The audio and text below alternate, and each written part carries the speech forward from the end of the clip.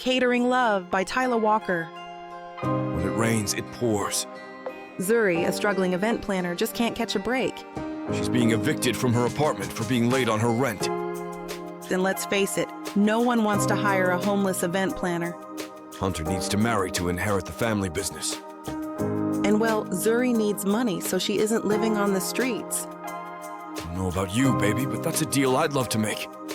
I'm sure it is. Tired of YouTube holding out on you? You can find all the content in all its spicy glory unedited and unabridged on tylawalker.com. Be sure to use code SAVE40. Take advantage of 40% off any digital content. Hit that like and subscribe button to show us some love so we can keep bringing you binge-worthy content. You're listening to Tyla Walker's Catering Love.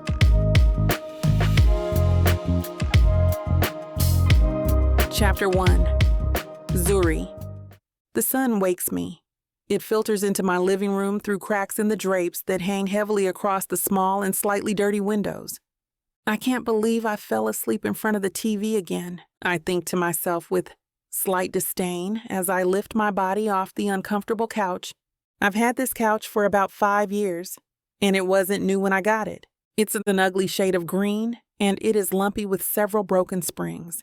Before I can continue contemplating the ugliness and general uselessness of my couch, my phone buzzes. It's the first, "What did you expect?" I don't even need to look at my phone to know that the messages, there has to be about 5 of them by now, are from Rick, my landlord. I paid some of my rent yesterday with a half-hearted promise that I'd have the rest today. I don't think he believed me, and unfortunately for both of us, there is no way I'm going to be able to do that. Well, I mutter to myself, live and let live. Everybody is in major debt and in hock up to their eyeballs, at least once in their lives. But I know that isn't true, and it is especially not true of someone from my family. My entire family is extremely successful, while the only thing I own is a lumpy old couch. The only thing that is capable of cheering me up right now is fresh coffee, and right now it is the only thing I allow myself to splurge on. Thinking about my family must have conjured up some juju because my phone buzzes again. And when I look at the messages, there are several messages in the family group chat. The messages are from my mother, inviting all of us to brunch in an hour. Well, I sigh to myself. At least I'll get a free lunch. Even though I know this brunch is probably going to be painful and just another way for my mom and dad to drag me back into the family business. Then I head for the bedroom to get ready. I need to shower and grab my bag of hair supplies on my way to the bathroom. After I shower and shave and slather myself in baby oil and lotion, I pull on a robe, and then I pull my bonnet off. I sigh as I sit down heavily on the squeaky chair in front of my mirror and look at my hair. Despite everything I've been going through with my finances, I have always prioritized keeping my hair healthy and looking good. My mother spent my childhood making sure I knew my hair was my crown and that I couldn't go out looking crazy. So when I reach into my bag of hair supplies, I actually feel excited. I may be poor, but at least I'll look good. That is such a Carrie Bradshaw thing to say. Zrania, I got fake locks installed about 2 weeks ago, and my roots look fuzzy and need to be refreshed. After spritzing my scalp and the locks liberally with water, I use a couple pumps of mousse, use gels, and a toothbrush on my edges, and ensure there aren't any flyaways. Oh crap! My phone buzzes again, reminding me that brunch will be on the table in 20 minutes. How has it been almost an hour already? I murmur to myself frantically as I add more lotion to my legs and arms, and then find a dress and pair of sandals. I grab my bag once I'm dressed and then head for the bedroom window so that I can down the fire escape and avoid Rick. If he saw me looking like this, I'd be evicted in a minute. Logically, I think grimly to myself. He already thinks I've spent thousands of dollars on my car. The Chevy SUV that I am driving is still brand new and was a gift from my dad. He also pays the insurance on it. My parents may not be able to get me to stay at home or stay in the family business, but they sure as hell weren't going to let me drive a beat-up old thing. The drive to my parents' home is nerve-wracking. All I can think of, as I navigate Chicago's windy, brittle streets, is the fact that I left the family business to start my own business, and now I'm in such a big financial hole that there seems to be no way out. I arrived just in time to sit down for brunch, although I know my mom will still consider that tardiness. "Hey, baby." Instead of reprimanding me, she pulls me into a warm hug. She looks as beautiful and as elegant as ever, and I feel relieved that I decided to look good today. "How are you? You've lost weight. Come, have some of this bread that Maria baked."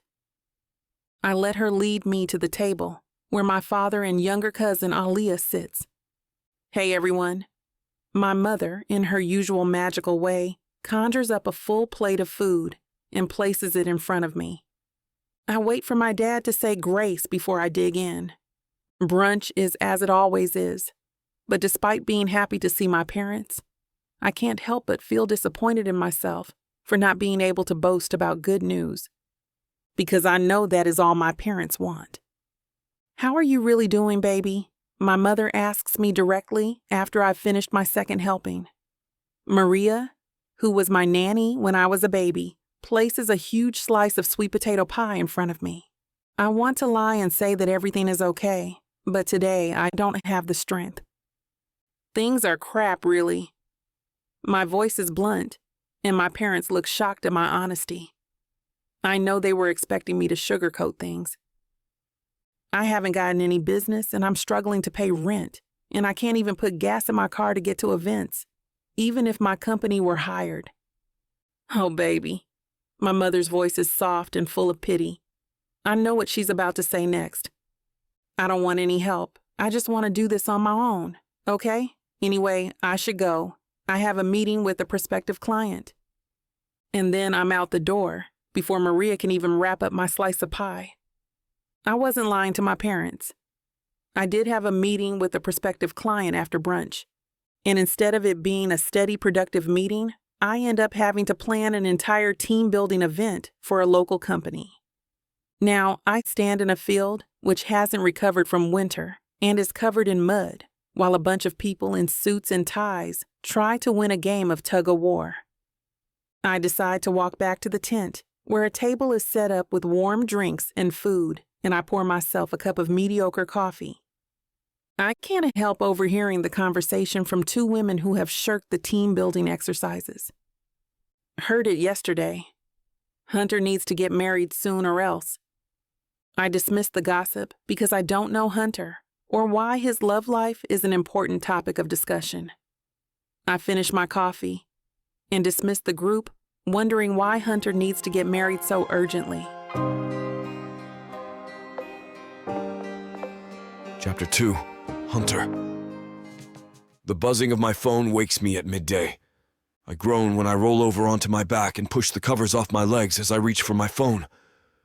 "Yeah?" My voice sounds as groggy as I feel. I hear a snicker on the other end of the call and I sigh. "What do you want, James? It's almost 2 in the afternoon. Why are you still in bed? Or is there a blonde next to you to answer my question? Get to the point, James. I've had a long week." And that is true. I've had to put out several fires all week at my company, and I've had to physically separate 3 staff members who attempted to fight each other in the lobby of our headquarters. And in order to ensure that my company doesn't engulf in flames, I had to get someone to arrange a team-building exercise. I still need to find out how that went, actually, I think to myself. Well, I'm just calling you again to remind you of the terms of your grandfather's will. We've been through this before, and at this stage, you have exactly 6 months left. James's words send a chill streaking down my spine. I've been trying not to think about Granddad and how he has royally screwed up my life from beyond the grave. The only reason I asked about you having a blonde next to you, James continues, is because you need to get married in the next 6 months if you want to inherit the family company. I'm silent for a long moment before I sigh. There's no blonde James. There's no one. There's no one I have ever met who I would consider marrying. Well, then we have a problem. Because this company has been in your family for 5 generations, and you're your parents' only child. If you don't inherit the company, we'll have to liquidate it. This whole thing is so unnecessary. I groan and rub my face with my hand. I'm also too tired to deal with a clause that was thought up in the Middle Ages. Language, James says sternly before he sighs. I know he agrees with me. But the clause in my grandfather's will is ironclad, and we have spent the last 5 years trying to find a way to get out of it. Think about it, Hunter. Try and find a blonde, hell even a brunette, that you can tolerate. I like working for you. And the phone goes dead. James's call disturbs me so greatly that I cannot fall back asleep. I was intending to spend my Monday in bed, before going to the gym and then coming back home to meal prep. The only perk of running this company, I think dully to myself, but I know I won't be able to concentrate in the gym, and I'll probably doctor dash food all week anyway, because we're right at the end of the financial year. May as well head to the office, I mutter to myself. I'm in and out of the shower in 5 minutes, and I'm heading downstairs to the garage 20 minutes later. It is Monday, so the company's shareholders are having their usual Monday afternoon meeting. The streets of Chicago are eerily quiet and still as I drive to the Loop, where the headquarters are located. I arrive there in record time, and another chill streaks down my spine as I walk into a mostly empty office building. Where the hell is everyone? I mutter to myself as I head to the boardroom. Unlike the rest of the building, the boardroom is filled with all the shareholders who become quiet as I walk in. Emily, my assistant, comes running in on 5-inch heels behind me and hands me an electronic tablet with the meeting's agenda on it. I look down at it dismissively before I take my seat at the head of the table. Why so dull? I hear myself drawling. To be quite honest, James's words are still echoing in my head, and focusing on this meeting is the last thing I am able to do.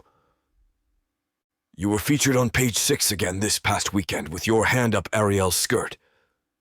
This comes from Ben, one of the older shareholders, who has been married since he was 20 and has about 10 grandkids. I sigh again, and I can feel Emily tensing up next to me. I know that sighing was the wrong reaction while I was doing it, but I just can't help myself. Ben has always particularly annoyed me more than the other shareholders, who all annoy me to some degree. Yes, Ben, I know. My voice is hard and curt. I didn't realize you read the gossip pages. Ben's ruddy, wide face goes red with anger, and he is about to open his mouth to retaliate when Hannah, one of the other shareholders, speaks up. You aren't showing us any reason to be confident in your ability to run this company if you're not going to commit to one woman. Screwing everything in sight doesn't foster confidence in you. I grin involuntarily. Hannah annoys me a lot less than the others, especially because she's older than my mother yet swears like a sailor. I'm sowing my wild oats before I get too old, Hannah. I lean back in my chair and stretch. I sincerely hope not. Her gray eyes flash angrily, and she presses her lips into a thin line. I'm not going to authorize handing out shares to every one of your potential bastards. Don't you understand why we have no faith in you? Don't you get why your grandfather inserted that clause in his will? You're acting like a little toy, and every time you publicly break another society darling's heart, this company takes a hit. You're jeopardizing everything your family and we have worked so hard for. Hearing that the people who are supposed to have ultimate trust in me, as the head of this company, shakes me to my core. Instead of apologizing, I stand up. With a wave of my hand, I dismiss the meeting. The shareholders filter out of the room, whispering angrily among themselves while I turn to Emily. I wait for the room to be empty as I look down at the only woman who has never allowed me to bet her. She's also the only woman on this planet that I trust. I need you to find a way out of this. Her dark, deep-set eyes twinkle merrily, and her rosebud mouth twists into an amused smile. You're being screwed to a wall by a dead guy, she says, and the hint of laughter in her voice is obvious. I don't need this from you, 2M. I tell her and rub my eyes so hard that I start seeing stars. Just let me have this. No! I try to make my voice as forceful as possible. The smile doesn't disappear from her face, but her expression softens with pity. I just need you to find a loophole. There is no way I'm going to find a woman good enough to marry in 10 years, let alone 6 months. You could if you got that ego of yours of its high horse. Emily says quietly, but I watch her make a note in her little book that she carries with her everywhere. I think she even sleeps with it. After promising me that she'll find a way to get me out of the crap I'm in, I walk down to watch day 2 of the team-building exercise. I pass a tall, brown-skinned woman with dark locks hanging down her back on my way there. She is pretty, but definitely not my usual type. She isn't submissive enough. I can smell the dominance rolling off her. Anyway, I'm not in the market even if I wanted to be with a woman right now. I'll probably never see her again. Chapter 3. Zuri. Who did the cooking? This stuff is god-awful. It is the second day of the team-building event, and I am starting to become tired of the constant demands from the people who hired me. As an event planner, I am used to dealing with difficult and whiny clients, but this is beyond the pale. And now this. I turn around to face whoever is criticizing me and come to a stop in front of a tall, dark-haired, blue-eyed man who would be handsome if he didn't look so damn arrogant. Is there a problem? My voice is clipped, curt, and civil. After having dealt with a bunch of rich and entitled jerks for the past 2 days, I have no patience for any other crap. But from what I can tell, this man, whoever he is clearly in charge. I'm just wondering when mini deep dish pizzas became fashionable. He draws the words, his voice grating, the arrogance dripping from it. I swallow to contain myself from saying something snarky because I'm pretty sure he's the one cutting me a check. Instead, I put on a small smile and inhale through my nose before replying. Deep dish pizza is a Chicago staple, and I thought everyone here deserves some comfort food. Mom would be so proud if she saw how you just handled that, I think to myself. I'd agree with you, if only this was of the quality that I and everyone in this company was used to. We have Pizza Fridays every week, and Vanelli's usually delivers our orders. I almost laugh out loud, but bite the inside of my cheek and inhale again before I reply. Then it shouldn't be that big of a problem, considering that I trained at Vanelli's for 2 years. The man's arrogance disappears for 1 second, replaced by shock and consternation. But he recovers quickly, I'll give him that. Just then, I notice that we're surrounded by a small crowd of what I suppose are his employees.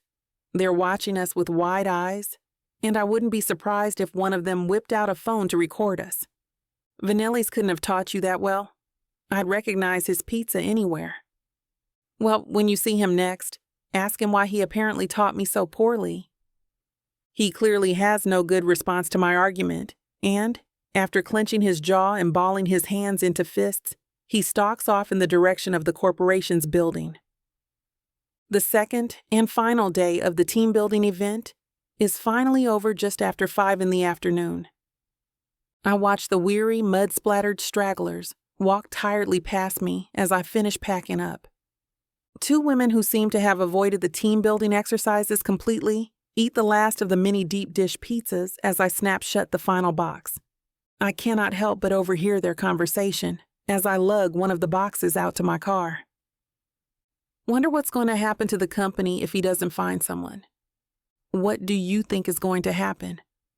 They're going to liquidate the place, and we'll all get hefty severance packages, and then I'm out of a job, that's what. Why couldn't Hunter just find some society darling to settle down with, instead of going around arguing with glorified caterers, for God's sake? He's stressed. What did you expect? His grandfather's will gives him 6 months to marry or lose the company. Personally, I'd be tearing my hair out. I make the connection pretty quickly. Hunter, the head of the corporation that hired me for this event, is the arrogant man who argued with me about pizza earlier. A marriage clause? Who does that?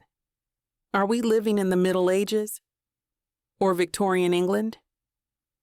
I cannot help but feel sorry for him, despite my absolute dislike of him. I mull it over and over in my head as I finish packing up my car. Why hasn't he married some society darling? There are about a dozen women out there who would gladly throw themselves at him. I become more and more irritated as I begin the drive home. My apartment is practically on the other side of Chicago, and I'm going to be stuck in afternoon traffic pretty soon. I do not know where this sudden interest in Hunter comes from. You're really bored, I mutter to myself as I merge onto the thruway, and then, as if my boredom has blared across the entire city, the screen in my car lights up as I get a call. You must have read my mind, I say, my mood lighting up as my best friend's voice rings over the speakers in my car. Of course I did. Aisha's voice is bright and cheerful, as always, and I feel my heart lift in response to her. Thank God for friendship. So, her voice is questioning, how was your event? Why does it sound like you're fishing? Did my mother call you? I ask her suspiciously. Of course she did, but I am actually interested, you know. It was okay. Hunter's face pops into my mind and I swear under my breath. Ooh, what brought that on? I met the most infuriating individual today. I actually have never been more annoyed in my life. Yeah, but was he cute? That really doesn't matter, Aish. He was entitled and arrogant, and his attitude stank. I never want to work for a billionaire again. They're the only ones who have enough money to host events in this economy. The laughter in Aisha's voice is unmistakable. I couldn't give a damn. If I ever have to see that man again, I'll know that the good Lord has forsaken me. Oh goodness, honey, it couldn't have been that bad. It really was. Luckily, the conversation moves on to other topics, and eventually, my mood lifts again. And when I finally arrive home, I'm exhausted enough to forget about Hunter, the day, and even my financial troubles. This can't be good. I mutter as I bend down to pick up the bright red envelope that was slid underneath my door sometime this morning. And it certainly isn't good. It is an eviction notice. It looks like Rick has finally reached his limit. My legs buckle underneath me, and I drop to my knees. I let out a harsh breath of air as my body hits the floor heavily, and then I lift my hand to hastily wipe away the hot tears that have formed underneath my eyelids. What the hell am I going to do? I whisper to myself. I crumple the eviction letter into a ball and then chuck it a foot away from me. Mom is going to kill me, or pity me and save me. Which would be worse? She would never have seen this coming. She's going to be so quietly disappointed, but she'll welcome me back home with open arms. The thought of having to go back home sticks in my throat and I swallow convulsively. This can't be happening. My brain is rushing forward a mile a minute as I try to figure out what I can do to save myself from going back home. I flip through several different possibilities, but most of them are illegal and the rest would take too long to work out. I know that if I lose this apartment and go home, I will be forced to give up my dreams of being an event planner because I will have no choice but to work for Mom and Dad again. I really can't let that happen.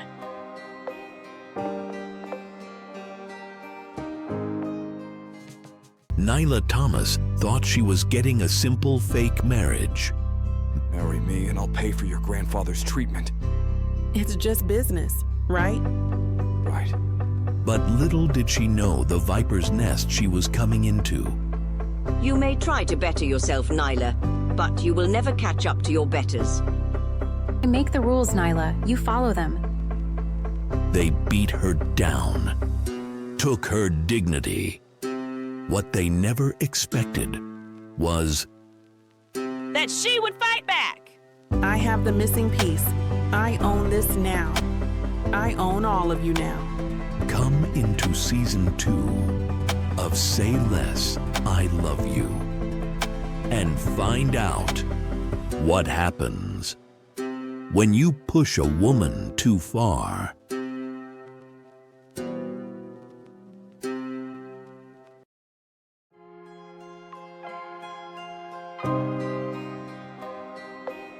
Chapter 4. Hunter. I'm on my 5th energy drink when Emily walks into my office at home. "You need to rest." Her voice is soft and sympathetic. Right then, her hair, dark and long, hangs around her shoulders. "So do you," I tell her when I notice her tired eyes and drawn face. "It's been a long few days, hasn't it?" We both laugh tiredly.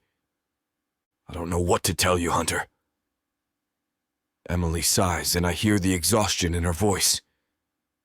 "I've never worked harder for you than I have these last few days, looking for a loophole in that damn clause.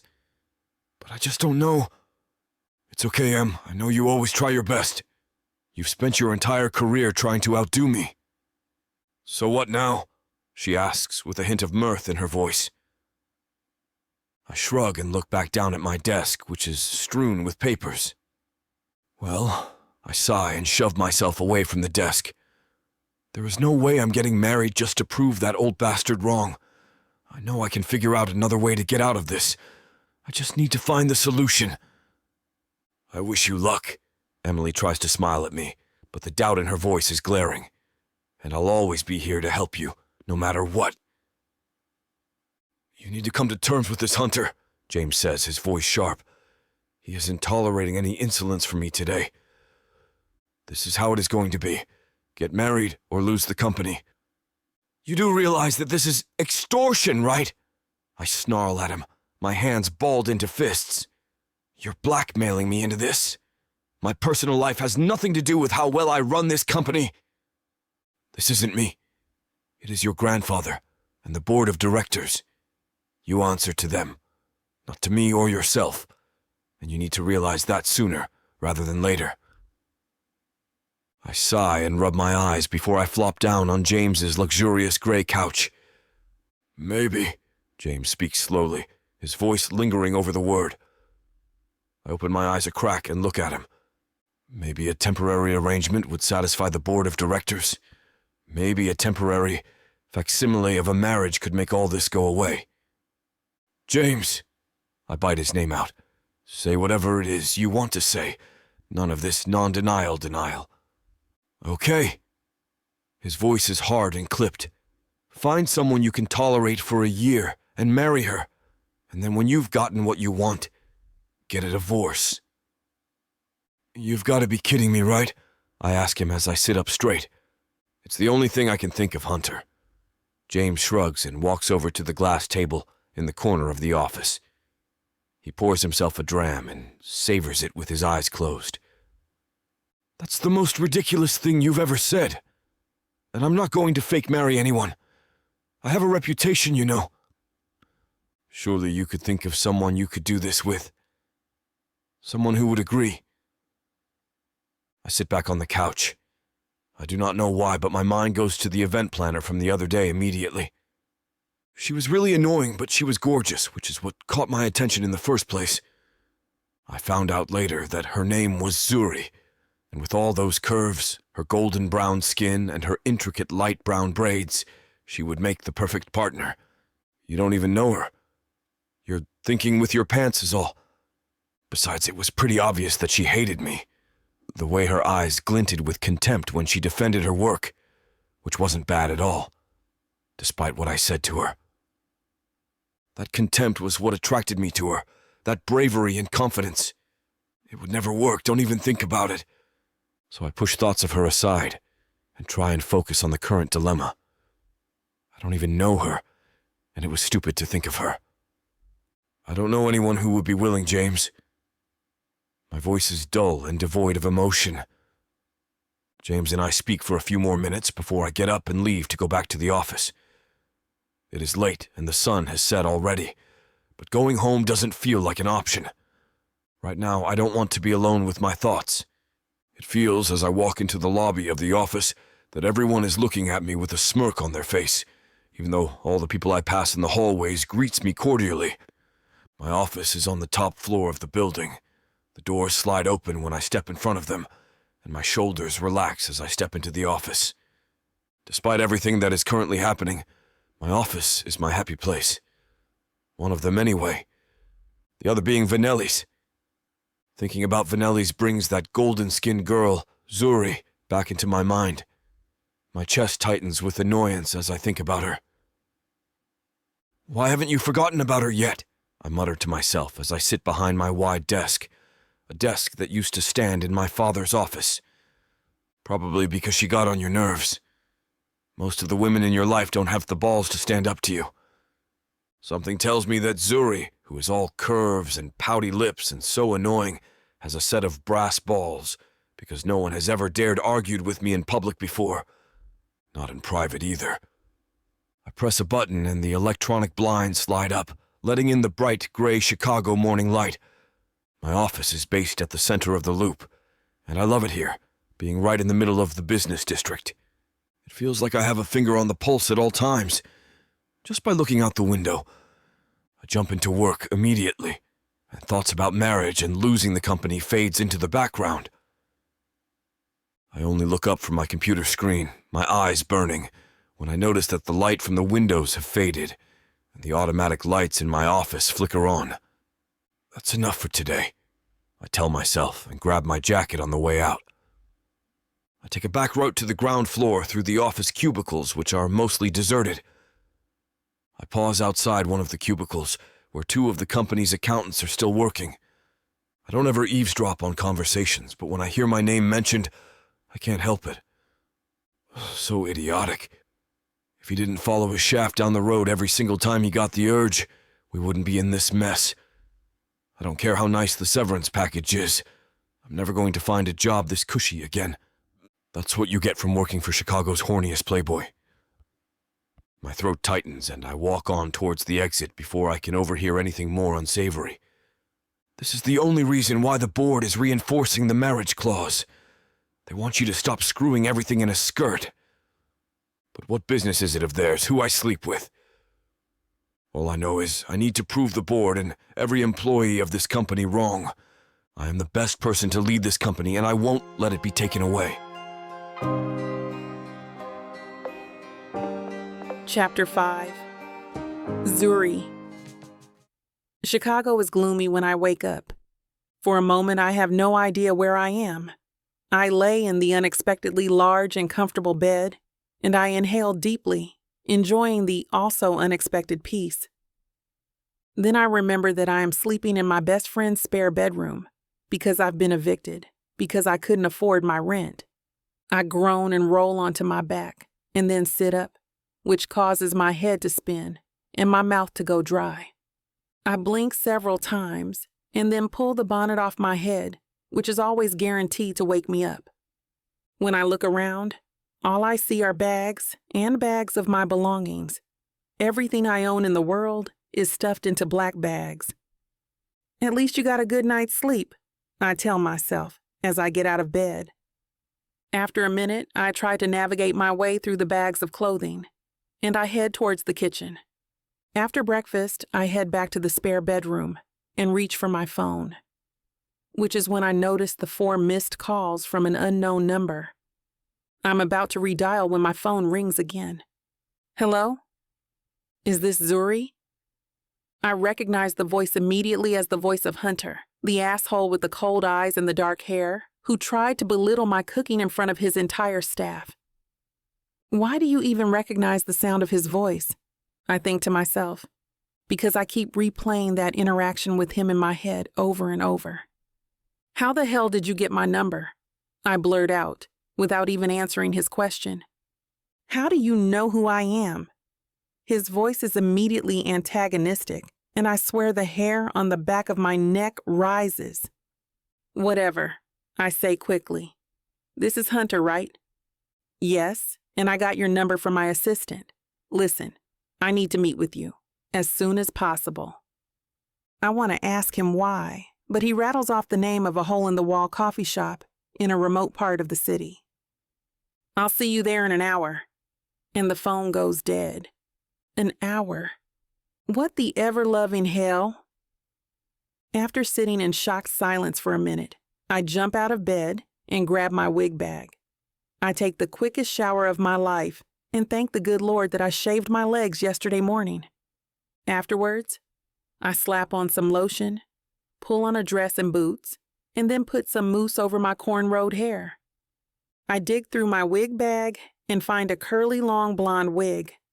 I place it carefully on my head and then use the hot comb until the wig looks presentable. And then somehow, I've left Aisha's apartment with enough time to spare to get to my destination. Hunter is already waiting for me with a massive coffee in front of him. I can't help but notice the stubble, which looks so damn good on him, as well as the heavy, dark circles under his eyes. Hi. My voice is clipped, and I raise my hand self-consciously to my face, as I remember that I didn't put on any lip gloss. Hi. Hunter's voice is dry and rasping and exhausted. Why did you want to meet? I sit down opposite him. I'll get right to it because this is kind of awkward. And like that, Hunter launches into a speech about a marriage clause, the potential loss of his company, and the concept of a fake marriage. I am stunned into silence. But then he mentions money. Are you sure? Are you crazy? My voice cracks into a gasp on the last word. Not crazy. He smiles a tired, crooked smile. Just desperate. I do some quick mental math when he mentions the sum I would be getting every month if I agreed to fake marrying Hunter. I need time, I tell him. He nods his acquiescence, but I do not miss the pleading look in his eyes. I spend the rest of the day pacing up and down throughout Aisha's apartment. She doesn't arrive home before I get to bed, and I do not want to disturb her when she does get in, so I spend a night tossing and turning. What Hunter is proposing is crazy, but all I can see, all I can think of, is my business and how this might be the only way to save it. So when I wake up after about an hour's sleep, I reach for my phone and text Hunter's number. I'll do it. He replies almost right away, and we set up a time later today to meet. I arrive at Hunter's apartment about 5 minutes before our meeting. I spent an agonizing amount of time on my hair this morning, and I also found my nicest dress amidst the chaos of Aisha's spare bedroom. I press the buzzer, and a second later a large black door swings open. Hunter is waiting for me at the bottom of the stairs. You didn't have to come fetch me. You could have just given me your apartment number. I own the building. Of course you do. I cannot keep the acidity out of my voice. He laughs, and part of me brightens at the sound of his chuckle. We head for his personal office on the ground floor, where he lifts up an electronic tablet and scrolls. You should read the contract first. I do. It is short and simple, which I am thankful for. You can amend it however you want, within reason. I just have a few boundaries we need to add to this. I speak slowly. This is a fake marriage. It needs to be believable. I get that. But I want to ensure that we remain aware of that. We need to maintain separate bedrooms and no physical contact unless we're in public. I think it is in my imagination, but Hunter's eyes become even colder. But then he answers, and his voice is completely careless. Of course. He drawls. But then you need to move in right away. This week, in fact. The sooner, the better. I nod as we sign the contract, and then, in a second, everything that I have just agreed to starts rushing at me. You want to save your business? But this might be the biggest mistake of your life. I wake up bright and early to the sound of Aisha banging on the bedroom door. Hunter has sent a private moving company, but I've managed to fit most of my things in my car. After hugging Aisha quickly because if I linger, I know I'll change my mind, I jump in my car and follow the truck to Hunter's apartment. He is there opening the garage door with a button when I arrive. He smiles brightly and leads me up to the bedroom he has set up for me. My breath catches in my throat at the sight of it. It is decorated in shades of navy blue, gray, and cream. The luxury of it doesn't escape my attention. My parents may be successful now, but I grew up in a modest, humble household, and my apartment has been less than stellar. There is no way I am used to this. I dodge the movers as they dump my things on the floor. Hunter is also helping, bringing things from my car.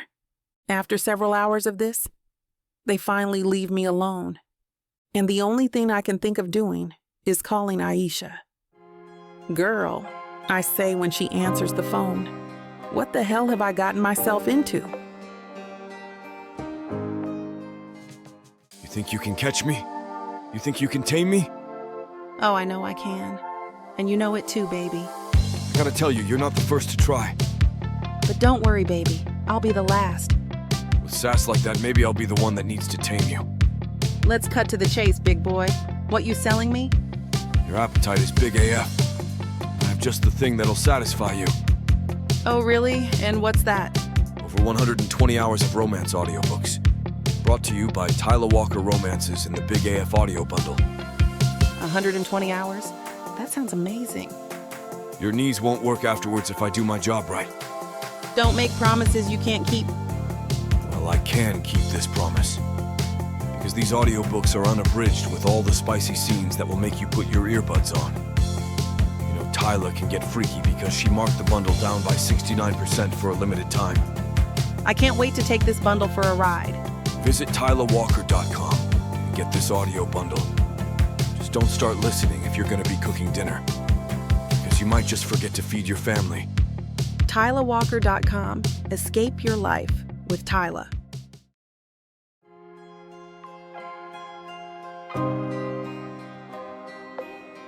Chapter 6. Hunter. What should I wear? Zuri asks me as we sit down for breakfast. It is Saturday morning, and I have just come back from the gym to find that Zuri has made a large breakfast. I'm not really a breakfast person. I usually only consume pre-workout and a bowl of overnight oats before noon, but the food looked too good to pass up. Zuri looks equally delectable, a thought which I immediately dismiss. She's wearing an oversized flannel nightshirt that doesn't really distract from her curves, and her hair is covered with a silk cap. She wears flip-flops on her pretty feet, the toenails painted white, and her strong calves are brown under the golden kitchen lights. Her eyes are still bleary, her lashes long and dark.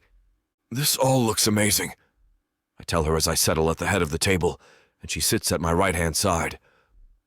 I like cooking, she shrugs. I grew up in and out of kitchens. I also like eating. So when I get the chance to, I like to eat well. I'm pretty sure. I cut into a stack of pancakes with my knife and skewer a whipped cream-covered strawberry with my fork. That I didn't have any of these ingredients in my fridge, though. I look at her, and she laughs delightedly as she makes a burger with a spicy sausage patty, a fried egg, and 2 pancakes. You've given me access to my own account, remember? I ordered all this online this morning. Anyway, what the hell should I wear tonight? She isn't trying to hide the anxiety in her voice. I cannot help but find it endearing. Whoa. Slow down there. This is a fake marriage, remember? The voice in my head is harsh. That doesn't mean we can't be friends. Something pretty and modest. It is a charity event, and they don't usually become very crazy. Okay, noted. After breakfast, she disappears to her bedroom, and I go downstairs to my office and try to focus on work. Are you ready? I call up the stairs from my office, which leads to the garage, and the clatter of heels against the hardwood floors tell me that Zuri is on her way down to me. My throat goes dry at the sight of her. Her hair is golden brown today, a few shades darker than her skin, and it is bundled on top of her head in a glossy bun.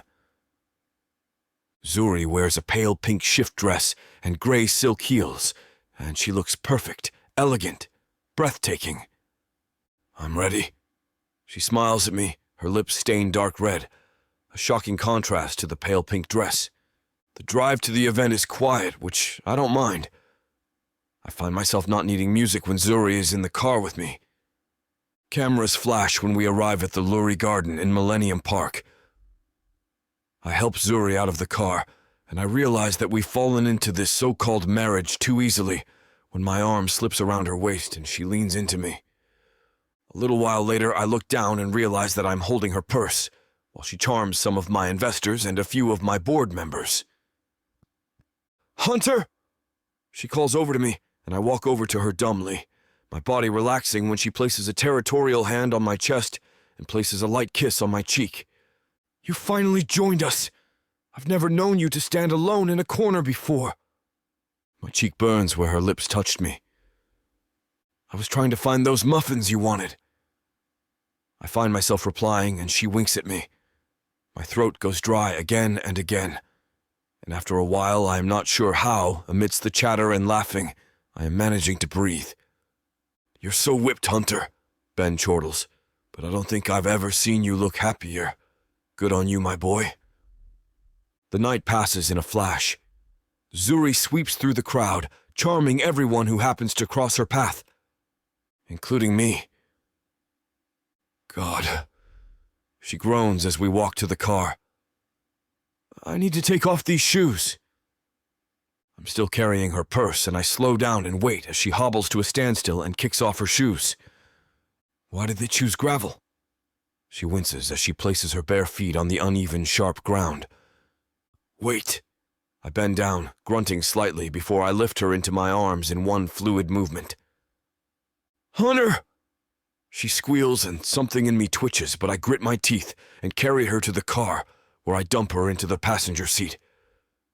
When I've gotten into the car myself, I see that her cheeks are flushed dark red, her lips are shiny and parted, and her hair has come undone from its neat bun. This time, when we drive back home, I turn the radio on. "Do you need help?" I ask her, my voice nonchalant. I am hoping that she'll say yes, if just to give me an excuse to touch her again. But she smiles and shakes her head, clearly unaware of the effect she has on me. We walk slowly together through the large garage to the door that leads to the rest of the apartment. I find myself reaching for her hand to lead her through the door. But then I remember that we're home, and it was all an act, and none of this is real, and I might be getting in too deep. In way too deep. What the devil have you done? It is only as I am falling asleep that I realize that I am losing who I was, and untwisting into somebody else. Somebody I'm not comfortable with. Somebody weak. Soon I'm waking up to her breakfast every day, and I go to the office with a packed lunch, and I come home to 4-course dinners. I become the taste tester for the recipes she develops, and find myself boasting about her cooking at work, as if it were the most natural thing in the world. You're untwisting, I remind myself again, almost every day, because the man I see in the mirror seems entirely too unfamiliar. You know, Hunter, your grandfather would be proud that you managed to find a woman like Zuri. She's an excellent choice, and I personally cannot wait for the wedding. Ben says this at the weekly board meeting. I've been working late every day this week in an attempt to avoid Zuri. I look down at the phone that has just buzzed in my hand. It is a message from Ariel, who I messaged spontaneously as a way to find myself again. "Aren't you in a whole relationship, though?" Her message reads. Ben pats me on the shoulder as he munches into the bacon-filled cornbread that Zuri sent with me for the meeting. "When I look at you both, I see your grandfather and your grandmother, and their relationship was the envy of everyone who came in contact with them. Memories of my grandparents' relationship flashes through my mind. Memories of them, 50 years old and dancing in the kitchen. Memories of them 60 years old, feeding each other in front of the fireplace." I smile weakly at Ben and step away to answer Ariel's message. But I can't even see my phone because not only is my grandfather haunting me, Zuri is too. And I'm starting to realize that she is more than a means to an end. Chapter 7. Zuri. I didn't realize I'd have to attend this many charity galas or dinners or whatever. I tell Aisha while I sit in front of the mirror in my luxurious bathroom, parting my hair into small sections. Tonight, I am ready before Hunter.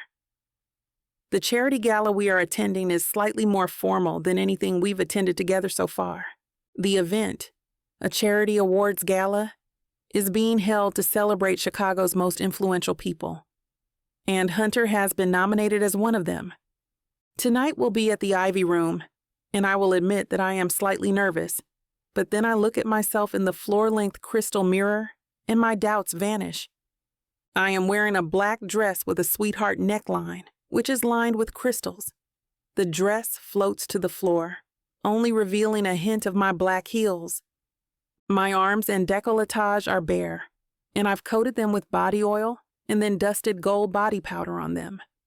My braids, which have never been more perfect, are piled on top of my head in an intricate bun. Gold beads are threaded and spun through and around the bun of red and golden brown hair. The gold beads match the real, delicately thin gold jewelry, which glint around my wrists and neck. My lips are red and match the red of my hair, and my dark lashes are thick and long, and dust the tops of my cheeks, which are also dusted with gold powder. I've gone into more effort tonight than I have before, and I don't know why. Maybe it is because I want to look better than all the society darlings who don't approve of Hunter choosing me as his bride. Or maybe it is because of the satisfaction I get every time I walk down the stairs and Hunter looks up at me. Every time he looks up at me, I see something in those cold eyes of his change. Every time he looks at me, I see his jaw clench. I see him swallow convulsively. I don't know why making him react like that is so important to me, but it is. So, what business are you in? I don't think Hunter has ever dated anyone with a working IQ before, and while you definitely could be a model, you look far more intelligent than his exes. I burst into genuine laughter at the nosy and forward question from Madeline Grace, an older woman who has arranged every one of the charity events I've attended with Hunter so far. I haven't spoken to her yet, but I've seen her greeting Hunter with familiarity before. She is small and thin and bony, and her face is wizened, and her straight platinum hair is cut in a long bob. Madeline wears heavy gold rings on every finger of her knobbly hands, and she wears a thick gold necklace around her thin neck. She is wearing what I recognize as a Dior suit, and it is tailored so perfectly that I wouldn't be surprised if Delphine Arnault at Dior had done the fitting herself. I'm in events, kind of. I find myself faltering slightly when I spot Hunter across the room with a stunning woman who can only be a model. She is familiar, and after a few minutes, I recognize her as Ariel, who is a literal supermodel. I drag my attention back to Madeline. I'm trying to start my own events company, but right now there isn't much to speak of. I realize then that a crowd has gathered around Madeline and I and are listening intently. I'm kind of a one-woman business right now. I do all the planning, catering, and everything else pretty much on my own. I hope Hunter is supporting you at least, Madeline says, with steel in her faded blue eyes. I wouldn't have gotten anywhere without the support of my family. I want to ask who her family is, but from what Hunter has told me about her, she and anyone she's related to is a complete mystery. He's very supportive, although I'm not letting him help beyond bringing me coffee. I say, injecting as much sparkle into my words as possible. Madeline kisses both my cheeks and places her business card discreetly in my hand before leaving, the crowd mostly following her. When I turn it over, I see that her personal number has been scrawled across the back. I walk over to the drinks table to grab a glass of water so that I can wet my throat and so that I do not have to look at Hunter and Ariel. So when I hear my name being whispered, I stay still and hope that the person gossiping about me doesn't recognize or notice me. Why did he even go for her? Ariel is right there. Blonde hair, blue eyes, and can fit into a size double. Oh. Now every time I'm at one of these events, I have to avoid being hit by her braids. I know, right? Zuri is so not the right person for him, but men are stupid. He must have brain damage. I mean, if not Ariel, then Brianna Woodley would have been great. She's a brunette, but at least it's her own hair. For Christ's sake. My hand, which holds the glass of water, begins to shake. I place the glass carefully, slowly down on the table, Then I straighten my shoulders and try to walk away. I know my mother would be disappointed that I'm not confronting these women now, but my heart has sunk into my stomach and my feet are lead and hot tears are pricking at the corners of my eyes and I don't know how to breathe. And then a familiar smell envelops me and a familiar arm wraps around my waist, and for some reason, I can breathe again as I find myself leaning into Hunter. You both disgust me. His voice is hard and cold as we turn around to face the women making the racist remarks. You have no idea how strong my fiancé is. You have no idea how beautiful I find her. If I gave a damn about Ariel or Brianna, I'd be with them, but I'm not. Also, this is 2024. If you're going to be racist, go do it somewhere else. But you won't be doing it at my company. I am in a daze as Hunter calls security, who escort the two women out. Hunter pulls me away from the drinks table and guides me to the center of the dance floor. The lights go low, and he wraps me in his embrace, as naturally as if we had been doing it for our entire lives. I'm so sorry about that. His lips brush against my ear. His voice is low and raspy and desperate, as if he thinks I'm about to run in the opposite direction. They'll be punished. Firing them isn't good enough. I'll destroy their lives if I have to. I find myself relaxing more and more in his arms. I am starting to realize how good of a person he really is. And I wonder how I'm going to let go of him when the contract ends. When I've played my part. When I've been paid. This is all for show. You need to let go. This is all for show. You need to let go. Chapter 8. Hunter. I've stopped working late. I've stopped trying to avoid spending time with her. The weather has gotten warmer, and Chicago is getting brighter and sweatier and more optimistic. It is going to be a piping hot summer, and I'm looking forward to it for the first time in a long time. My grandfather, the axis upon which my world spins right now, used to take me fishing every summer. Maybe I can take Zuri.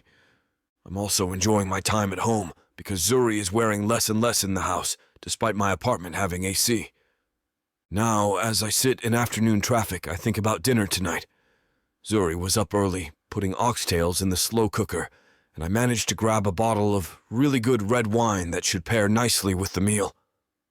I make my way home surprisingly quickly, and my heart lifts when I pull into the driveway.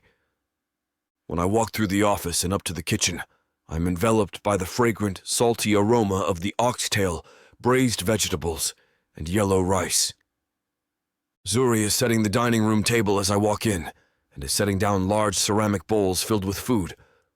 Her eyes flash up to meet mine, and a small smile lingers on her lips. Hi. Hi. We both relax as we sit down to eat dinner. The food is decadent, the meat succulent and soft, the gravy thick and rich and salty and slightly sweet. She uncorks the wine, which is full-bodied and spills softly around my mouth, velvety and dark. We've been having dinners like these for a week now. I come home with something to drink, and Zuri makes something delicious, and then we sit and talk. So, she brings out some creme brulee after we both clear up after dinner, and we head for the living room. Last night, you were telling me about your grandfather. What about the woman behind it all? I saw the portrait of them in your library. Your grandmother was a beautiful woman. She was a beautiful woman, and she was everything to me. She died too young, though. My mother had only just had my sister when she died. She didn't even get to meet Olivia. Olivia's your sister? I nod curtly, but then I allow myself to relax slightly. I know Zuri means no harm and is just curious, unlike everyone in my family who's always trying to get me to reconcile with Livy. She is the spitting image of our grandmother. She is our grandmother reincarnated, to be honest. But she's also trouble, just like our grandmother.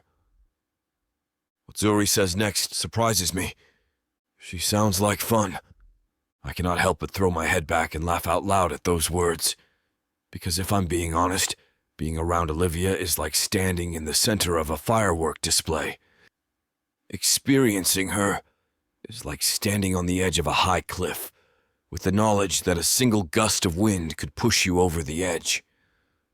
She's a lot of fun, but she's also trouble.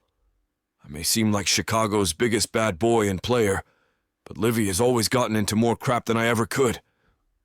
Is that why y'all don't talk anymore? Zuri's voice is reflective, and so soft that I find myself untwisting again. Yeah, but we just are two very different people. You sound very similar, to be honest. And you aren't getting any younger. Maybe you should think about getting back in touch with her. That doesn't sound like the best idea, to be honest. I laugh awkwardly and reach for the bottle of wine to hide my discomfort, only to find that it is empty. Why not? Zuri's voice is harder, though not harsh. There is a challenge in her voice which gets the hair on the back of my neck up, because I don't want to ruin things even further. I try to remain calm and not become reactive, and then Zuri places a soft hand on my arm. I'm not trying to invalidate your feelings. The untwisting continues, but these things don't stay hidden or unmoving. All these things that we keep down end up coming up again anyway. I know. I groan the words out, and that's exactly why I don't want to bring this up again. Can you live with yourself if you don't? Can you live with yourself without her? The Chicago morning sun is bright when I head downstairs to the kitchen from my home gym. I've invited Zuri to join me, but she gets most of her exercise in through walking through the neighborhood or running around trying to set up events. When I join her in the little office I set up for her next to mine, her energy is restless, frenetic, as she sketches out a plan for her latest event. I know she wants to do well because Madeline referred the client to her. Can we talk? I ask her tentatively, not wanting to interrupt her flow. Sure. When she looks at me, placing all her attention on me, my body heats up as though I have been lit up by the sun itself. I agree with what you said last night. I want to reconnect with Olivia. Her smile, wide and generous, is triumphant, and she punches the air happily. I'll help you set it up. It should be a surprise. We bounce ideas off each other while Zuri questions me about Olivia. Whatever you plan, it has to be in the arts. You'll actually like Olivia. She's a really big artist in New York. She has art and sculptures displayed in 3 different museums in New York. Okay, it needs to be arty. Got it. What about the Museum of Science and Industry? Ideas flash through my mind as Zuri describes her idea. I'll get on the phone with the director of the museum. He owes me a favor.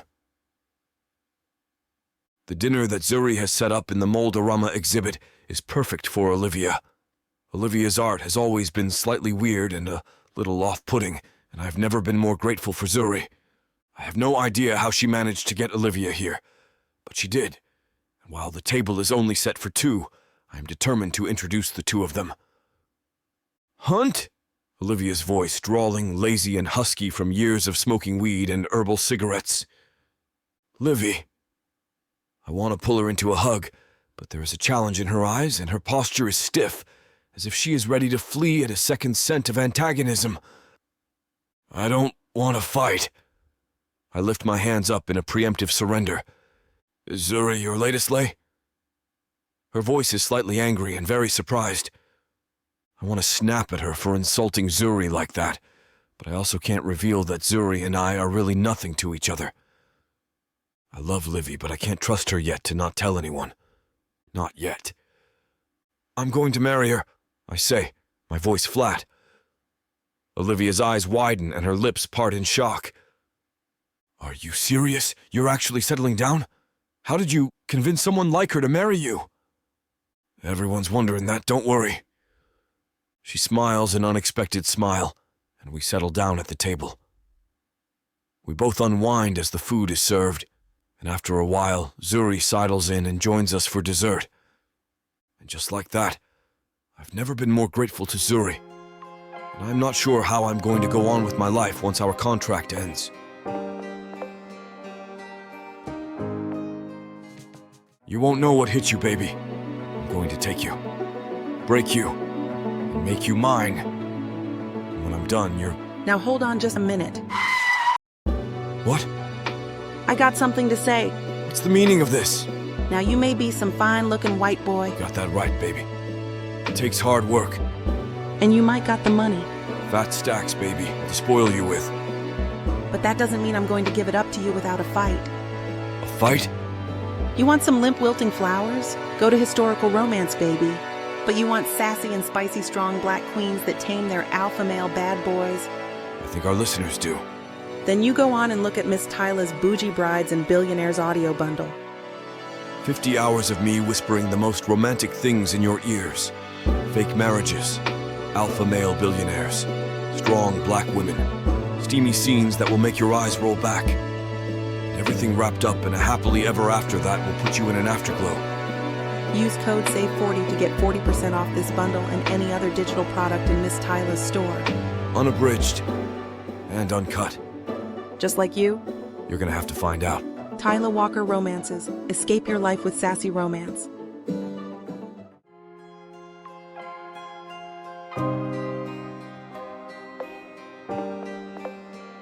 Chapter 9. Zuri. I want the dragon fruit for dessert, and you're destroying it. Hunter and I are doing the weekly shop at Agora, and I snatched the fruit from his hands before he can press it into a pulp. I'm trying to make sure it's ripe, he says, his voice bright with laughter. I swallow a smile and push the grocery cart along the aisle to grab more produce. The Agora Market is one of the most expensive grocery stores in Chicago, and I am shaken by the prices, even though I've gotten used to using Hunter's credit cards. My parents, who appreciate and insist on quality ingredients for their food, would never spend this much money on food, so I don't think I'll ever get used to it.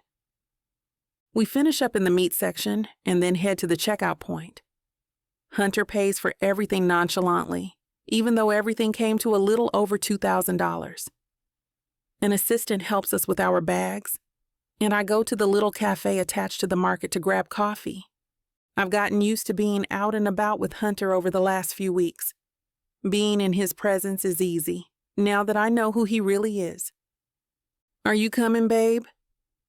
Hunter slips his arm around my waist, and my body tenses up for a split second before I realize that we're about to walk right into a gaggle of paparazzi. Cameras have already started flashing as we walk out of the cafe together. How bad is it? I murmur in his ear. And I am so conscious then that my breath is caressing his face. I lean into him as he answers. Thank God I decided to make an effort to my appearance today. This is probably going to end up on page 6.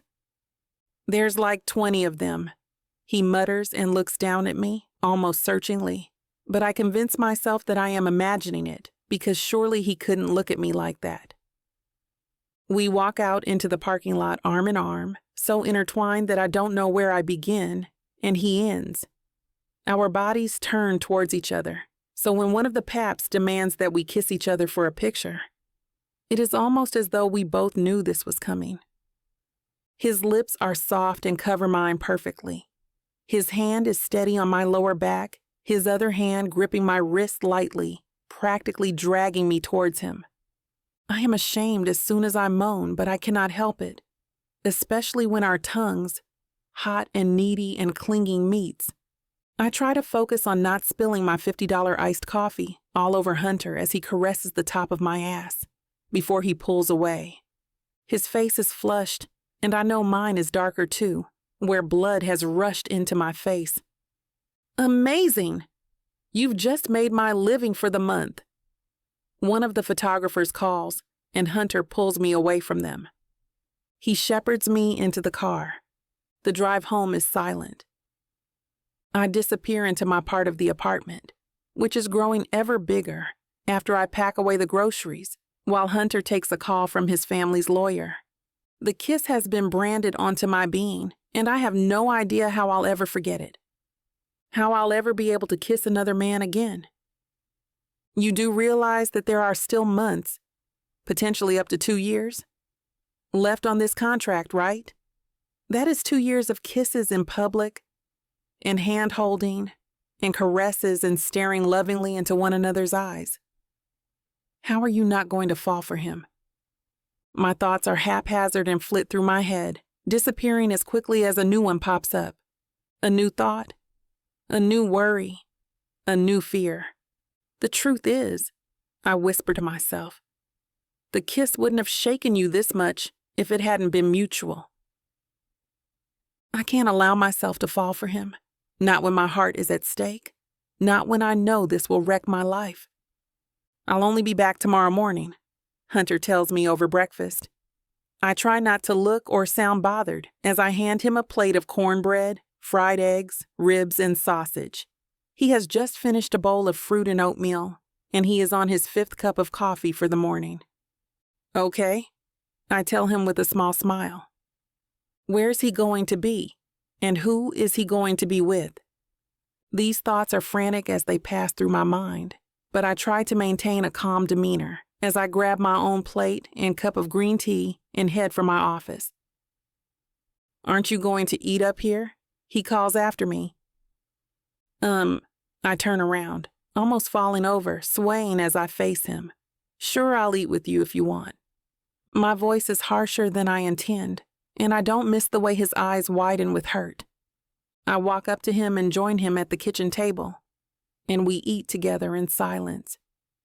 It's kind of a family thing. James needs me to sign a few legal things, so I'm just going to be sleeping over at my parents' home for the night. Great. My voice is flat because I am not sure whether I believe him. I get on the phone with Aisha as soon as I hear Hunter's car pull out of the drive. Girl, you sound terrible, she says, her voice matter of fact. She is chewing on some kind of candy. Aisha is the kind of woman who can eat boatloads of sweets without gaining a pound. I know, and I hate this. I hate myself for acting like this and feeling this way. Are you actually falling for him? She asks, and there is genuine curiosity and a little judgment in her voice. I think so. I whisper the words. Don't be an idiot. You know why it's a bad idea to fall in love with someone who's only pretending to love you and be your husband. I don't have to tell you the reasons why all this is a bad idea. Yeah, I know. Don't worry, I'll get over it. And when I end the call, I promise myself that this will be the last time I cry over Hunter Warwick. I decide to work from a co-working space for the rest of the week. He is extremely busy with work and seems to be spending less and less time at home, so I think it is a good time for me to get some distance between us. No breakfast this morning? I can make breakfast if you're too busy. You need to eat something. He calls after me as I run to my car. I'll grab something at a cafe. Don't worry about me. I don't look back as I leave. I make a quick dinner when I arrive home before Hunter, and I grab a bottle of wine with my food before I head to my bedroom and close the door. I hear his footsteps later, and they pause in front of my door, and I see his shadow blocking out the light that flares up underneath the door. But then he walks on. I miss breakfast for the next few days, and I throw food together very quickly in the evenings so that I can avoid eating with Hunter. I work all the time and don't answer his messages when I am in the co-working space. And as I distance myself more and more from him, I feel worse and worse. But this is for the best. Chapter 10. Hunter, do we actually need this many bags? Zuri walks up to the car with her personal handbag and a small duffel bag. The trunk of the car is filled to the brim with bags and suitcases and cases of snacks. Zuri hadn't planned on packing much when I told her about this trip, planned by Emily last week. Emily planned all this, I tell Zuri as I take her duffel bag and place it on top of everything else. She is a PR genius. She knows exactly how to make you fit into my world while still looking comfortable. So we bought all these clothes and stuff to make sure you look the part. I didn't know I didn't look the part, she says. But there is no offense in her voice as we get into the car. We are headed to the Waldorf Astoria Hotel in Chicago for the weekend. Zuri and I are staying in the penthouse suite and will be attending several live music shows over the weekend, as well as making an appearance at a business conference I'll be speaking at. Emily ensured that a piece about our romantic weekend away made it into the gossip pages, and also sent tips to several of the paparazzi she has on speed dial. If nothing else, our fake marriage is going to be super believable, Zuri says, with a wry smile on her face. I haven't asked her about the change in her behavior. I haven't asked her why she's been avoiding me since we kissed in that parking lot. I haven't asked her why she can't look me in the eye, or why she won't sit down to have dinner with me anymore. Because you think you know the reason why, and if it's true, then you're both completely screwed. But for now, until I ask her, if I ever ask her, the changes between us sits hot and heavy and leaves a taste of smoke and longing in my mouth. It is late when we arrive, and the paparazzi are waiting for us when we pull up. I grab her hand and place a soft kiss on her cheek, a kiss I lean into too much, and I feel her body stiffen under my hands. Let's get ready for dinner, I tell her when we get to our suite. And I'll take the couch tonight. It looks big enough. Zuri nods distractedly. Maybe we can go down to the entertainment venue later? Zuri asks me as she heads to the bathroom to get changed. I go into the large, walk-in closet in the bedroom and pull on my own dinner clothes. I'm breathless, as always, when Zuri walks out of the bathroom wearing an olive green dress. Her hair, which is not covered with a wig or adorned with braids, hangs in tight, spiraling coils to the middle of her back. She wears a gold circlet around the crown of her head and delicate gold jewelry at her wrists and neck. Dinner passes in a flash. I spend most of it shooting surreptitious looks at Zuri, who has stolen the eye of every man and woman in the hotel restaurant. I know I said I'd catch a show with you, but I'm so exhausted, she says after dessert. She doesn't look me in the eye as she says this while getting up from the table. I follow her, clearing my throat and placing my napkin on the table. Zuri stops at the elevator and turns to me when she realizes I have followed her. I need to catch up with sleep too. I shrug and look at her directly in the eye. The silence between us is heavy and thick and unbearably hot with memories of how Zuri has been avoiding me and how I've been trying to get her to talk to me. Her lips part as if she is about to speak, but then she licks them, her tongue pink between her full dark lips, mesmerizing. But then she closes her mouth, and the elevator pings and the doors open. And we head up to the penthouse suite. Later on, I will question how we managed to make it through the door of our suite, because I'm quite sure that we had become entangled with one another before we even stepped out of the elevator. My hands go to her waist as the metal box we are in shoots to the top floor of the hotel. Her mouth is hot and soft, and her body melds perfectly with mine. We stumble out of the elevator, and before Zuri can move or speak or breathe, I have lifted her into my arms. We are somehow still kissing, and I kick the door open, unzip her dress, and kick the door shut in one fluid motion. I take Zuri straight to the bedroom. She helps with my shirt and pants, her back arching when I stroke her through her panties. Looks like the level of passion in this chapter is pushing YouTube's limit. It's disappointing, I know. Trust me when I say we want nothing more than to get down to the dirty details. But releasing these free audiobooks on YouTube means that we have to abide by the rules. Even though YouTube won't allow us to put something so spicy on the air, you can still find it on tylawalker.com. Miss Tyla has an unbelievable collection of uncut, unabridged audiobooks and ebooks. For access to the full, unfiltered scene, go to tylawalker.com and use code SAVE40 for 40% off any digital product. This is the deal of a lifetime, a discount that can be applied to bundles that are already listed at a discounted price. You heard that right. It's time for you to treat yourself. With Miss Tyla.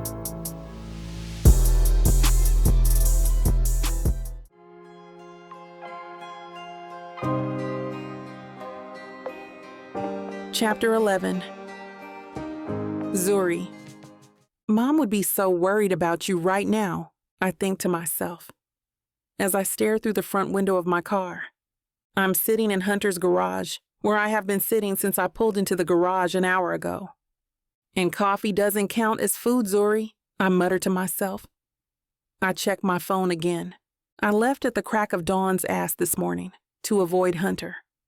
It is summer in Chicago, and the sun is rising early, but when I left, it was still dark outside.